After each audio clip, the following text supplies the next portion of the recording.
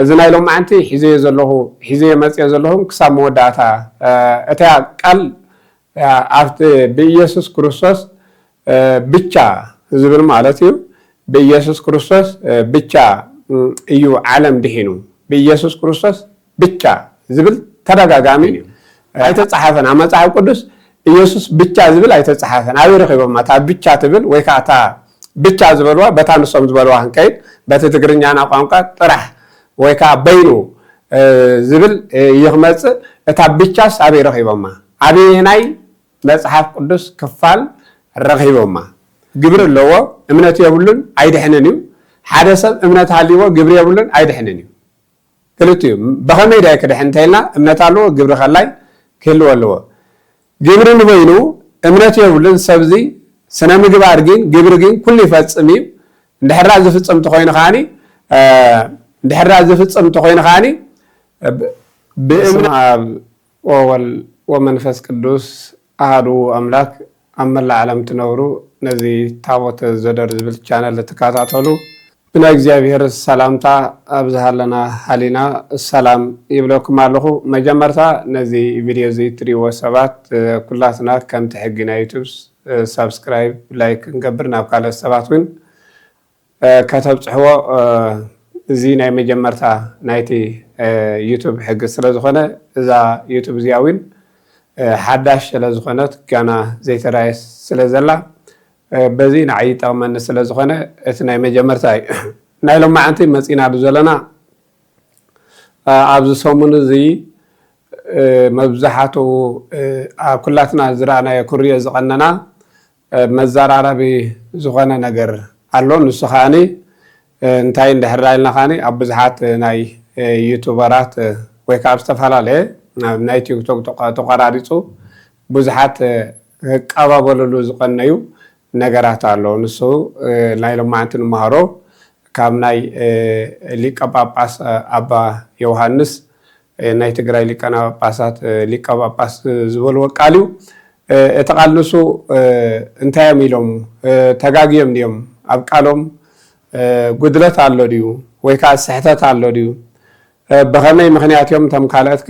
نتناتهم تقابابيلوم كزارارو بلو زخالو زبل أرثوذكس خو مخانا كلاتنا مالتي سلا هيمانتنا بتزقب أخن ملس نتي حقي لنا يخن كيد نتي حق زي كون خاني حق أيقونن أرثوذكس أو سكت أيقونن ويكا أرثوذكس أو تمرتي أيقونن نجارة دحنات يوم مع العلم النجارة دحنات كالعلو خلو خاني قام قاز تقوم لنورو تي قام قاز تقوم رو سلازي كوينا أنا لما عنتي ناي دحنات مسرت منيو نسبك بخمي يدهنو سب بخمي كدحن كيلو ناي دحنات مسرتك منيو زبل نجاراتنا على علنا كنناغاغر مصحف قدس كنتي زبلو نسم قالم يدغفو دي مولو بمولو يدغفو اتوانا ነገር ነህራሪና አፍቲ ኢየሱስ ዝብል ምንም ዘዛራርብ አይኮነን ኢየሱስ ዝብል ቤተክርስቲያን ኦርቶዶክስ ተዋህዶ ቤተክርስቲያን ነቲ ኢየሱስ ዝብል ቃል ካብ መጀመርታ ካብ ማቴዎስ ወንጌል ምዕራፍ 1 ካብ ቁጽሪ 18 ዘሎ መድኃኒትኩም ምዃኑ እዚ ናይ ኩሉ ኦርቶዶክሲ ትምርታዊ ድሕነት እዩ ኦርቶዶክሳዊ ስብከት እዩ ነገረ ድሕነት እዩ ነገረ ድሕነት ክኾን ከሎ ጥንቃቐ ዘድልዮም ቃላት ኣለዉ ኣብዚ ቃላት እዚ ከዓኒ መን እዮም ጥንቃቐ ዘድልዮም ቃላት ከነውፅኦም ከለና ቃላትና ጥንቃቐ ክንገብር ይግባአና ምክንያቱ በቃልና ሰባት ከዕንቆፉ ይኽእሉ እዮም በቃልና ከዓ ሰባት ህይወት ክረኽቡ ይኽእሉ እዮም ክድሕኑ ይኽእሉ እዮም ክልተ ነገር እዩ ማለት እዩ ቃልና ድሕነት ክርከብ ይኽእል እዩ በቃልና ዝበልና ይኻኒ ህይወት ናይ ብዙሓት ክጠፍእ ወይ ከዓኒ ክትከስር ትኽእል ኢኻ እና በዚ መሰረት ትንሶም ዝበልውን እዚ ናይ ሎማዓንቲ ሒዘ መፅየ ዘለኹም ክሳብ መወዳእታ እታ ቃል ኣብቲ ብኢየሱስ ክርስቶስ ብቻ ዝብል ማለት እዩ በኢየሱስ ክርስቶስ ብቻ እዩ ዓለም ድሒኑ በኢየሱስ ክርስቶስ ብቻ ዝብል ተደጋጋሚ አጥቢቆም ማለት ደጋግሞም ነተቃል ኢሎሞ ሰባትካ ብዙሓት ናይ መምሃራን ናይ ቤተክርስትያን ካሪ ነዛ ነገራት እዚ አልዕሎም ኣብ ኩሉ ናይ ዩቱባት ተሪኹምቦ ብዛዕባኡ ሎ ኣነውን ብዛዕባኡ ክምልስ ስለ ዝመጻኹ ነዚ ናተይ ካኒ ሰሚዕኹም ብፍላይ ናብኦም ከተብፅሕለይ እዚ ዝብሎ ዘለኹ ቃል እታ ብቻ ትብል እያ ሕጂ ኣነ ክምልሳ ደልየ ዘለኹ ኣብቲ ኢየሱስ ዝብል ኢየሱስ ማለት መድሓኒት ከም ምዃኑ ምንም ዘጠራጥር ነገር ኣይኮነን ስሙ ትርጓሚኡ ኢየሱስ ማለት እንታይ ማለት እዩ ንዝብል ንስሙ ትርጓሚ ኣይኮነን ሕጂ እቲ ብቻ ዝብል ግን ብቻ ዝብል ካበይ ዝመፀ እዩ ስነ ሓሳቡ ወይ ካኒ ናይ ዶክተሪን ትምህርቱ ኣብ ነገረ ድሕነት ቤተክርስትያን ከ ነዚ ብቻ ተጠቀምሉ ቋንቋ ብቻ ዝብል አማርኛ እዩ ምክንያቱ ትግርኛ ኣይኮነን ትግርኛ እንታይ ክመጽእ ዝኽእል ብቻ ተኾይኑ ጥራሕ ክመጽእ ይኽእል ማለት እዩ ኢየሱስ ጥራሕ ወይ ካኒ በይኑ ኢየሱስ በይኑ يخمس زخل هذا يتوقعون قاتل تقوملو قانقا بتجرينيا يستمرون نورم بتجرينيا يستمرون خلوا خالي نتوم زمهرون زنورو أو قانقا تجرينيا سمعتهم بتجرينيا يستمرون نورم نجارين بتر دقاقيمم بجانا عالم زخانة يسوع بيتشا إيو إسكي بولو إلى ما مداتن تايلا ما تبيعما إسكي بولو إسكيلم نتهز بعوزنا برا دقيمو نتاقال مالتيو بعوتا كدمس أخم زلوا نتاقال كوس داخم زلوا مخنياتو مدحان بيسوع بيتشا زبل دقيمو كدمس أخم زلوا ويدما حزوا نابغزو حزوا أبرسو خير كم زلوا نتهزبي عصريس بتبقيلهم بدحري تناتهم سحتات انتايو نزبل كاني كان رينا تاني ناتهم قالهم سحتات ترغيبهم دي لك أباسيوم مرح هيمانوت يوم نايل علي هيمانوت لك أنا باباسات ويك أباس إيو تزل علي بناي أرثوذكس تقوميتو زلوا مرح هيمانوت كاو أبو كائنات علو ممهران لكاونت علو إن بيت كريستيان እግዚአብሔር አምላክ ዘተሰውም ብዙሓት ኣለዋ ቤተ ክርስቲያንና ብዛዕባ ትምህርቲ ሃብታም እያ ማለት እዩ መልሶዊ ኣይተስእንን ያ ነዚህም ካለት ክምልሱ ወይም ኣነ መለስ ኣለኹ ካለት ዝመለሱ ወለው እንደገና ካለት ካ ክምልሱ ወይም ስለዚህ እንታይ ኣታስሕተቶም እንታይ ኣታገይጎም እንታይ ነርዎም ገይጋ እንታይ ዓይነት እዮም ተጋግዮም ብትክክል ነገረ ድሕነት ኣያስተምሃሩ እንዲዮም ምስ ናይ ነገረ ትንሳኤ ምስ ዘበነ ትንሳኤ ኣታሓይዞም ዓለም بيسوع كريستوس بيتشا سلازي هذا زي قانقوم بمتكامم قانقوم ما يكونن تجرينيا عند حرة سبقت لها أمارينيا تحوس يتخلنيها أمارينيا سبقت لها خاني تجرينيا عند حوس كاس زارب يتخلنيها معناته بزيادة أملاك نعنا زف كدلنا ببو قانقو نهارياتوين ناب كل عالم كيلو أستمرمو ببو قانقو 7 كلتن قانقو هيبو بتزردهم نتهم سبات أستمروا ميلو ወንጌል ለመስፋፋህ ቋንቋ እግዚአብሔር አምላክ ገለጾ ብቻ ዝብል ቋንቋ ናይ ምን ቋንቋ እንተልና አማርኛ ቋንቋ ንሱም ዝራበም ችግር የለን ምክንያቱ አውሽቲ ኢትዮጵያ አካባቢው አማርኛውን ክሰብኩ ይሆለም በሁለቱ አውን አማርኛ ሰብዕን ሰባት ክነብሩ ይሆለም ነገር ግን እታ አነ ዝቃወማ ወይካ አነ ናቶም ጌጋ ኢለ ኮስዳ ዝኽል ንስኻትኩም ካነ መልስ ከተበላ ትኸሉ እታ ብቻ ትብያ ብቻ ዝብል ናይ መን እዩ نايمن تمرتيو من يتستمر نزي تمرتزي يسوس بيتشا ويكا يسوس بينو زبلسكي يسوس بينو ويكا يسوس طرح زبل يسوس طرح يزدل زبلس من يتستمر انتيلنا كاب امنت وصاي كوينو ويدما بروتستان وي منافقان يلنا نصوام ساتمين بيتشا زبل امودا تخنغروكمي حمشته مخنياتو اورثودكس توحد بيتكريستيان ابناي نغره دحنس زقمطتهم አለው እዚያቶም ካነ ሓሙሽተ አይማደ ምስጢርዮም ሓሙሽተ አይማደ ምስጢር ዘይአምንን ዘይፍጽምን ድሕነት ዝባሃል የብሉን ምስጢረ ስላሴ ዘይአምን እንድሕራ ኮይኑ ድሕነት ክረክብ አይከልን ምስጢረ ስጋዌ መውላዱ ዘይአምን እንተኮይኑ እዚ ድሕነት ክረክብ አይከልን ምስጢረ ስጋዌ እዞም ነገራት እዚያቶም ምስጢረ ቁርባን ምስጢረ ጥምቀት ምስጢረ ትንሳኤ ሙታን ኢላ ቤተክርስቲያንና ሓሙሽተ አይማደ ምስጢር አቀሚጣላ እዚኦም ናይ ምታየም እንተይልና ናይ ነገረ ድሕነት መሰረት ዝገበሩ እዮም ንነገረ ድሕነት መሰረት ዝኾኑ ምክንያቱ ሰብ ነዚኦም ከኣምን ኣለዎ ሰብ ነዚኦም ክፍጽም ኣለዎ ነዚኦም ከኣምን ኣለዎ ክፍጽም ከኣለዎ ምእማን ዘይኮነ ከላይ ክፍጽሞም ኣለዎ ብግብረ ክፍጽሞም ክኽእል ኣለዎ እዩ ምክንያቱ ምስጢረ ጥምቀት እንተኢልና እነዚ ነገራት እዚ ከይፈጸመ ዝኣመነን ዝተጠመቐን ክድሕን ስለ ዝብል ከይተጠመቐ ሰብ ክድሕን ኣይክእልን እዩ ዝብል ይመጽእ ስጋው ደሙ ከይተቀበለ መንግስተ ሰማያት ከኣቱ ኣይኽእልን እዩ ምክንያቱ ስጋይ ዝበልዐ ደመይ ዝሰተየ ናይ ዘለዓለም ህይወት ኣለዎ ስለ ዝበለ ጎይታ ኣብ ዮሐንስ ወንጌል ምዕራፍ 6 ካብ ቁጽሪ 55 ጀሚርና ዘሎ ብዛዕባ ስጋው ደሙ እንድሕር ተመልኪትና ኣይክእልን ኢሉ ምስጢረ ስላሴ እንተኢልና ከዓኒ ካብ ምስጢረ ስላሴ እንተኢልና ከዓኒ ሓደ ይኾኑ ሰለስተ ይኾኑ ኣብ ሓድነት ካልኣይ ኣብ ሰለስትነት ራብዓይ ርባኤ ምንታውየ ዘየብሉ በዚ ናምን ኢላ ኦርቶዶክሲ ሓሙሽተ ኣቐሚጣ ኣላ ሓሙሽተ ኣእማደ ምስጢር ንነድሕነት መሰረት ዝገበረ እዩ ምስጢረ ስጋዊ እንተኢልና ከዓኒ ካብ ሰለስተ ኣካላት ሓደ ኣካል ከም ዝተወልደ እንደገና ድማ ዓለም ብኡ ከም ዘድሓነ እዚ ነገራት እዚ ኣቐሚጣ ኣላ እዩ ስለዚ በዚ መሰረት ናብቲ ንሶም ዝበልዎ ቃልን መጽሓፍ ቅዱስ ከዓ ዝተወሰኑ ጥቕሲ ሒዘ መጽየ ስለ ዘለኹ ክሳብ መወዳእታ ክትከታተልዎ እሞ ተኸታተልኩም ከዓኒ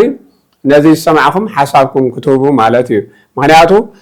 እታ ናይ ሎማዓንቲ ዋና ኣርእስተ ትምህርትና እንታይ እንተኢልና ናይ ድሕነት መሰረት መን እዩ ናይ ድሕነት መሰረት መን እዩ ስለዚ ንድሕነት መሰረት ዝኾነ መን እዩ ሰብ ብኸመይ ይከድሒኑ ድሒና እንተኢልና ብኸመይ ድሒኑ ወዲ ሰብ ዝድሓነሉ ካብ ገዛእ ስራሑ ወይ ድማ ብፅቡቕ ምግባሩ ወይ ብናቱ ውፅኢት ዘይኮነስ ብናይ ድሕነት መለኮታዊ ቃል ፍቕርን ምሕረትን ዘለዎ ስራሕ ክኸውን ዘለዎ ነገራት በዚ ከም ዝድሓነ ብናይ እግዚኣብሔር መለኮታዊ ቃልን ብናይ እግዚኣብሔር ፍቕርን ብናይ እግዚኣብሔር ምሕረትን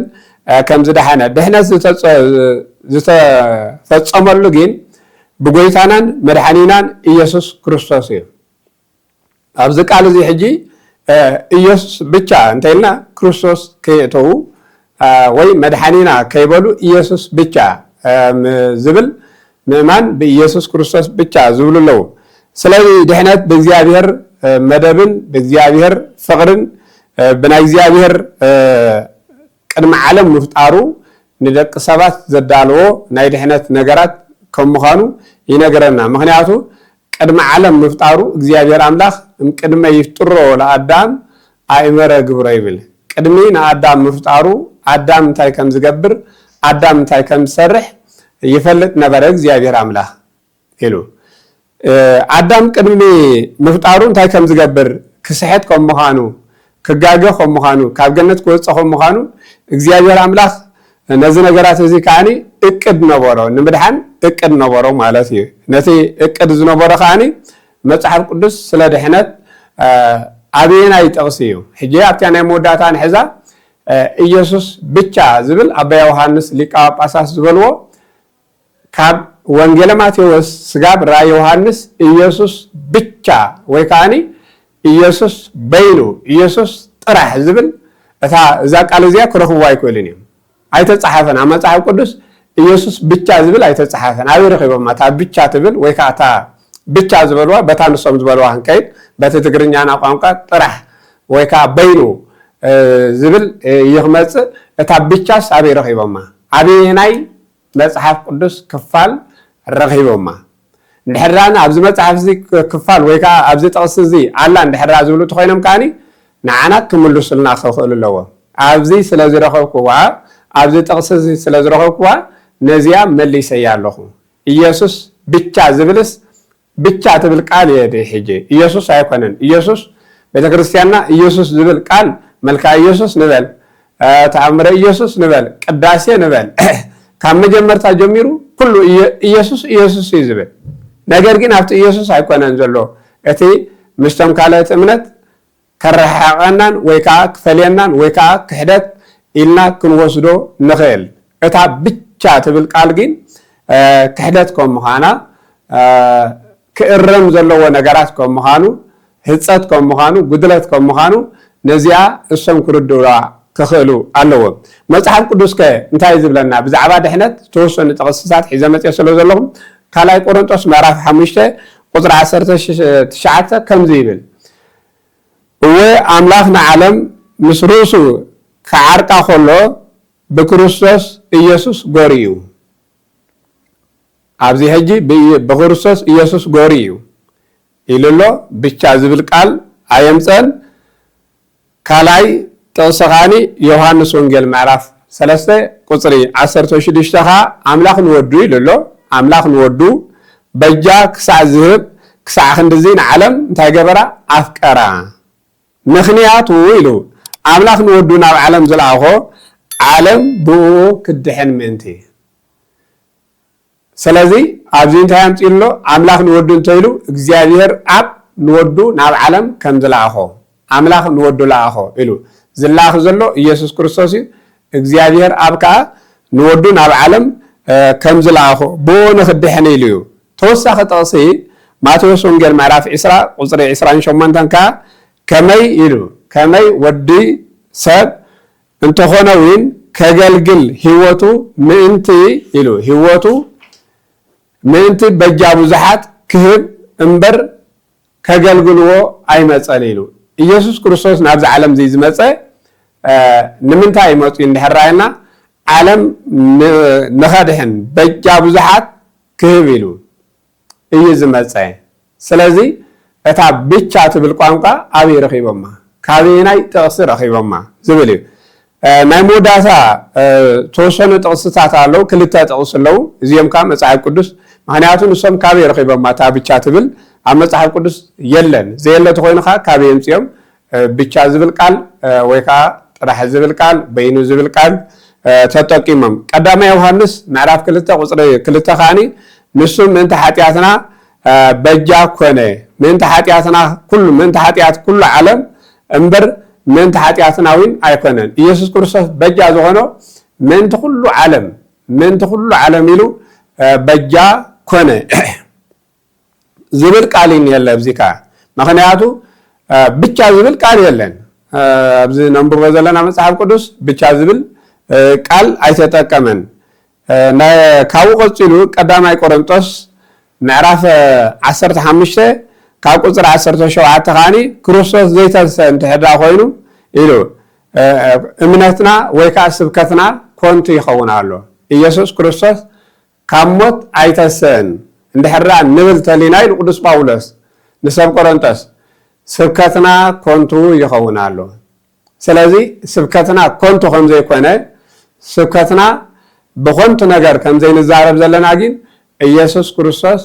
ካብ ሞት ተንስኡ ብዛዕባ ትንሳኤ ሙታን ሰፊሕ ማለት ቅዱስ ጳውሎስ ኣስፋሕ ኣቢሉ ኣብዚ ምዕራፍ እዚ ስለ ትንሳኤ ሙታን ብሰፊሕ ኣረዲዩ ስለ ትንሳኤ ናይ ኢየሱስ ክርስቶስ ከዓ ብሰፊሕ ኣረዲዩ ኣሎ ናይ መወዳእታ ጥቕሲ ናብቲ ናይ 5 ሕጊ ኣለዎም ንሳቶም ንኣብነት መናፍቃን 5 ሕጊ ኣለዎም እዚ ሕጊ እዚ ከዓኒ ከምቲ ኣቐዲምና ዝበልናዮ ናይ ኦርቶዶክስ ተዋህዶ ቤተክርስትያን 5 ኣእማደ ምስጢር ዝበሃል ኣለውዋ እዚኦም 5 ኣእማደ ምስጢር ነታ ቤተክርስትያን ይዕኑዳ ኮይኖም ነታ ቤተክርስትያን ክትመራሓሎም ትኽእል እታ እምነት ክትምራሕ ትኽእል ህዝባ ምእመናና ኩሉ ማለት በኣ ክምራሕ ከም ዝኽእል ንዕኡ ክፍፅም ከም ዘለዎ ሕጊ ኣለዋ ማለት እዩ እዚ ከዓ እንታይ እንተኢልና 5 ኣእማደ ምስጢር ኢላ ቤተክርስትያንና ኣቐሚጣቶላ ንሳቶም ከዓኒ ልክዕ ከምቲ ናትና 5 ኢልና ኣቐሚጥናዮ ዘለና 5 ኣለዎ 5 ሕጊ ኣለዎ ዝሰርዕዎ ሕጊ 5 እዩ ካብተን 5 ኣባ ዮሃንስ ሊቀ ጳጳሳት ናይ ትግራይ ሓንቲ ቃል ተጠቂሞም ካብተን 5 ንሳቶም መናፍቃን ዝጥቀሙለን ሕጊ ምክንያቱ ሕጊ ናይ መናፍቃን ሕጊ ናይ ኦርቶዶክስ ይኮነን ማለት እኮ እዩ መልሲ ንሕና ንቃወሞም ዘለና ንዖም ትቃወሞም ዘላ መምሃራን ወይ ከዓ ኩሉ መልሲ ዝህብ ዘሎ እንታይ እንድሕር ኢልና ካብተን 5 ሕጊ ናይ መናፍቃን ሓንቲ ቃል ስለዚ ተጠቀሙ እዮም እዛ ቃል ሳት ተጠቀሙላ ከዓ እንታይ ትብል እያ ኢየሱስ ብቻ ናይ ዓለም በጃ ዝኾነ ናይ ዓለም ዘድሓነ እታ ብቻ ትብል ቃል ሕጊ ናይ መናፍቃን ዳንበር ሕጊ ናይ ኦርቶዶክሲ ወይ መጽሐፍ ቅዱሳዊ ቃላዊ ኣብ መጽሐፍ ቅዱስ ዝርከብ ብቻ ዝብል የለን እዩ ካብተን ዝጥቀሙለን ሓንቲ ኣባ ዮሐንስ ተጠቀሙላ እዮም ምክንያቱ ኣባ ዮሐንስ ተጠቀሙላ ቃል ነዛ ቃል እዚኣ ካብኡ ቀፂልና ንሪኦ ካልአይቲ ንሳቶም ዝጥቀሙላ ጥቕሲ ኩሉ ጥቕሲ መጽሐፍ ቅዱስ ንሕና እኮ መናፍቃን ዘንብብዎ መጽሐፍ ቅዱስ ንሕና እውን ነንብቦ ኢና ንሶም እውን የንብብዎ እዮም ፍልልይ ኢላ እንታይ እንድሕር ኢልና ርድኢት እዩ ርድኢት ከዓኒ ሓሳባዊ ማለት እዩ ምክንያቱ ብኸመይ እዮም ዝገልፅዎ ነቲ መጽሓፍ ብኸመይ እዮም ንሳቶም ክገልፅዎ ዝኽእሉ ክሕደት ከብሎ ዝኽእል ምንፍቅና ከብሎ ዝኽእል ህፀት ከብሎ ዝኽእል ጉድለት ከብሎ ዝኽእል ናይ እምነት ኣይኮነን ናይ ኦርቶዶክስ ኣይኮነን ምሳና ዝኸይድ ኣይኮነን ከፍልዮም ዝኽኣለ እንታይ እንድሕር ኢልና ሓንቲ ካልአይቲ ጥቆምላ ካልኣይ ቆሮንጦስ ምዕራፍ 8 እዩ እሱ ኸ እንታይ ዝብል ንክርስቶስ ብምእማን ብጸጋ ኢኹም ዝደሓንኩም ንክርስቶስ ብምእማን ብጸጋ ኢኹም ዝደሓንኩም ስለዚ ኣብዚ ቃል እዚ እንታይ ይብልኻ ንሶም ምድሓን ብጸጋ እዩ ብስራሕኹም ኣይኮንኩም ቅዱስ ጳውሎስ ይጽሒፍዎ እቲ መጽሓፍ ቅዱስ ጳውሎስ ዝጽሓፎ ኣይኮንና ንቀወም ዘለና እንታይ እዮም ዝብልኻ ሰብ ዝድሕን ብጸጋ ዳ እምበር ቅዱስ ጳውሎስ እንታይ ኢልዎም ኣሎ ሰብ ኤፌሶን እስኻትኩም ዝደሓንኩም ብግብርኹም ኣይኮንኩምን ብስራሕኹም ኣይኮንኩምን ብምንታይ ዳ ድሕንኩም ብጸጋ ናይ ኢየሱስ ክርስቶስ ንክርስቶስ ብምእማን ብጸጋ ኢኹም ዝደሓንኩም ንሰብ ኤፌሶን ደጋጊሙ ዝኢልዎም ብፍላይ ኣብ ገላትያውን ብተደጋጋሚ ኣብዘን ክልቲአን መልእኽቲ ቅዱስ ጳውሎስ ብእምነት ኢኹም ዝደሓንኩም ስለዚ ንሳቶም ዝጥቀሙለን ነየነት እዮም እንድሕር ኢልና ከም ሕጊ ኣቐሚጦም ዘለው እታ ሓንቲ ኢየሱስ ብቻ እትብል ቋንቋ እያ እታ ብቻ እትብል ቋንቋ ከዓኒ ኦርቶዶክሲ ክህደት ከም ምዃኑ ውግዘት ከም ምዃኑ ዝተፈለየ ከም ምዃኑ ናይ ኦርቶዶክሳዊ ስብከት ከም ዘይምዃኑ ከዓኒ ነዚ ነታ ብቻ ትብል ነቲ ኢየሱስ ዝብል ብጸጋ ብቻ ነቲ ጸጋ ኣይኮነትን ምክንያቱ ቤተ ክርስቲያንና ጸጋ ነሳይነ ወህይወተ ረከብነ ብሃይለ መስቀሉ ለኢየሱስ ክርስቶስ ኢላ እኳ ኣቅዳሴ ኩሉ ግዜ ትብል ማለት እዩ ጸጋ ነሳይነ ጸጋ ረኺብና ኢና ህይወት ረኺብና ኢና ንስኻ ብናይ ጎይታናን መድሓኒናን ኢየሱስ ክርስቶስ እዩ ብቻ ዝብል ቋንቋ ግን ኣይንጥቀምና ብሕፅር ዝበለ ብቻ ዝብል ቋንቋ ቃላዊ እሱ ኣይንጥቀመለን ኢና ምክንያቱ ከምኡ ዝብል ፅሑፍ ስለዘየለ እዩ እንታይ ስለ ዝኾና እንተኢልና ከምኡ ዝብል የለን ካበይ ምፅኦም እቲ ብቻ ዝብል ወይ ከዓ ኢየሱስ ብቻ ዝብል ካበይ መፅኡ ጸጋ ብቻ ዝብል ካበይ መፅኡ ካልአይቲ ጸጋ ብቻ ኢልና እተን ሓሙሽተ ክነግረኩም እየ ትምህርተይ ከጠቃልል እየ ምክንያቱ በዛን ሓሙሽተ ንሳቶም ዝብልዎን ማለት እዩ ናይ ክሕደት ቃላት ወይ ከዓ ናይ ስሕተት ቃላት ዝብልዎን ኢየሱስ ብቻ ጸጋ ብቻ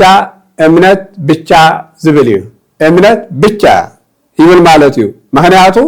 ምእማን ብኢየሱስ ክርስቶስ ብቻ መድሓን ብጸጋ ብቻ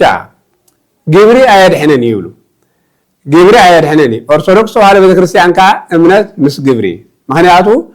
እምነት ሃልዩካ ግብሪ ተዘይሃልዩካ ክድሕን ኣይትኽእልን ኢኻ ንሳቶም ዝብሉ ከዓኒ ንሳቶም ዝብልዎ ቃል ከዓኒ ምእማን ዳ ዘድልየካ እምበር ኢየሱስ ክርስቶስ ኣብ መስቀል ተሰቂሉ በጂ ዓለም ኮይኑ ኣድሒኑካ እዩ ጸዲቅካ ኢኻ ወዲእኻ ኢኻ ስለዚ ዘድልየካ ንዓኻ ብስም ኢየሱስ ምእማን ነዚ ጎይታ ተቐበል ዝብልኻ ጎይታ ተቐበል ዝብልዎ እንታይ እዩ ጎይታ ተቐበል ዝብልዎ ነዚ ቃላት እዚ እዩ ኢየሱስ ተቐበል ይብልኻ ስለዚ ኢየሱስ ብቻ እንድሕር ኢልና ካልእ ኣየድልን እዩ ማለት እዩ ጨንፈር ዘይብሉ ገረብ ማለት እዩ ምክንያቱ ዘእምነት እዚ እንታይ እዩ ጨንፈር ዘይብሉ ገረብ ዝተመልመለ ገረብ እንድሕር ሪኢና ሓደ ገረብ ዝተመልመለ ገረብ እንተኮይኑ ምንም ጨናፍር የብሉን ክርስቶስ ዝበለና ግን እንታይ እንድሕር ኢልና ኣነ ጉንዶ ወይንየ ንስኻትኩም ከዓኒ ጨናፍረ ኢኹም ስለዚ ክርስቶስ ተልዩ መላእክት ኣለው ክርስቶስ ተልዩ ነቢያት ኣለው ክርስቶስ ተልዩ ሐዋርያት ኣለው ጨናፍር ክርስቶስ ተልዩ እመቤታችን ቅድስት ድንግል ማርያም ኣላ ሰማዕታት ኣለው ጻድቃን ኣለው እዚኦም ኩሎም ኣየድልዩን እዮም ምንዳይ ዘድሊ ኢየሱስ ብቻ ኣየድልዩን እዮም بزعما أمنت ندحر أخوينا خاني نخالق مؤمن عادلني نخالق مؤمن منم عادليني موكل عادليني أبصار كان أبسماعتات أملايتي أبدينا قدسان ننجل مريم عادلني من دايت الكلام يسوع بيتشا تعمل كتكل على كا مدحان كان تلكلام كا جبري عادلي كاني نمدحان كا مخنياتو نختصدق جبري عادلي كاني بزي جبري هورا يعقوب أملوقتو معراف كلته أمنت بزي جبري موتيا إلوا أمنت بزي جبري انتا موتيا يامن يتبل نجرجين أجاننتوين يامنيهم يامنو زي كونو ينكت كتيهم سلازي عبزي كنو الردو زلنا جبري أمنت زيهالي وكونتيو حدث جبري اللو أمنت يقولون عيد حننيو حدث أمنت هالي وجبري يقولون عيد حننيو كلتيو بخمي ده كده حنتينا أمنت هالو جبري خلاي كله اللو جبري نبينو أمنت يقولون سبزي سنام جبارجين جبرجين كل فاتسمي دحرة زفتسم تخوين خاني دحرة زفتسم تخوين خاني بأمنت بتشاخدهن أكيلنيو جبري خوش خال لونات أمنت جبري هاللي وزي عمن تخوين خاني فروس يخونا الله مالتي سلازي إذا زبلنا النجارات يتقوم لنا مالتيو هنياتو يسوع بتشا أمنت بتشا سجع بتشا مصحف قدس بتشا زبل مالتيو مصحف قدس أما مصحف قدس عند حرة مسينا خاني مصحف قدس بتشا كاله عادلنيو مهنياتو جادلي درسانات كلهم مالتيو عادلينيو زخونا نجار كم مصحف قدس وصاي زخونا مصحف عادلنيو من ده أنت الكلام مصحف قدس بتشا إلهم يتقاملو مصحف قدس بتشا كاله خصخ أيكلني رايو هانس الصحاب لخلو تقص مصحف قدس يمتيهم اتتقص مصحف قدس هيكون ان احنا نبذلنا ነገር ግን اتتقص مصحف قدس هيكون نبذلنا በዚህ መሰረት ራዕየ ዮሐንስ ካብዚ አይተወሰ ካብዚ አይተነክ ስለዝበለ ካብዛ መጽሐፍ ቅዱስ ዚያን ወስኻን ንቅንሳን የለን ከይትንከላ ከይተወስኻላ ስለዝበለ መጽሐፍ ቅዱስ ብቻ ይዘድልኻ መጽሐፋት ካለ መጽሐፋት ስንክሳር ንበል ተአምረ ማርያም ንበል ገድላት ንበል ድርሳናት ንበል እዚኦም ኩሎም ማለቲ ናይ አዋልድ መጽሐፍቲ ይኹሉ አይድሊኒዮም ብቻ ስለዝብል ክሕደት ኮይኑ ተረኺቡ ማለት ስለዚ እምነት ብቻ ስለዝብል ክሕደት ኮይኑ ተረኺቡ ጸጋ ብቻ ስለዝብል ክሕደት ኮይኑ ተረኺቡ ኢየሱስ ብቻ ስለዝብል ክሕደት ወይ ከዓ መንፈቅና ተባሂሉ ተረኺቡ ስለቃሉ እግዚአብሔር አምላክ ዘኸበረን ተመስገነን ይሁን ስለዚ አባ ዮሐንስ ሊቀ ጳጳሳት ናይ ትግራይ ነዛ ቃል እዚያ ደጋጊሞም አስሚሮምላ ብቻ ትብል ካኒ አብይ ረኺቦማ እንደ ሕራ ረኺባ ያዝሉ ተኾይኖም ካኒ በጥቅስ መጽሐፍ ቅዱስ ኢየሱስ ብቻ ዝብል ብቻ በቲ አማርኛ ቋንቋ ተጠቀምሉ ኢየሱስ በይኑ ወይ ከዓ ኢየሱስ ጥራሕ አድሒኑ ዝብል አብይም ረኺቦም በይኑ ጥራሕ ዝብል ማለት እዩ እቲ ቃል ይሄጂ እቲ ዝውስኸሉ ዘሎ ዘይ መጽሐፍ ቅዱሳዊ ስለዝኾነ መጽሐፍ ቅዱስ ኢየሱስ ክርስቶስ ተሰቂሉ ዓለም ከም ዘድሓነ እኮ ንሰብከሉ ኢና እና ስለቃሉ እግዚአብሔር አምላክ ዘኸበረን ዝተመስገነን ይኹን ብድጋሚ ዘኸበረን ዝተመስገነን ይኹን እዚ ቃላት እዚ ንኩሉ ኦርቶዶክስ ማለት እዩ ምክንያቱም መረምታ ስለዝኾነ ንኩሉ ኦርቶዶክስ ንኽበፅሖ ናብ ኩሉ ሸር እንዳበልኩም ኣብፅሕለይ ወስብሐት ለእግዚአብሔር ወለወላዲቱ ድንግል ወለመስቀሉ ክቡር አሜን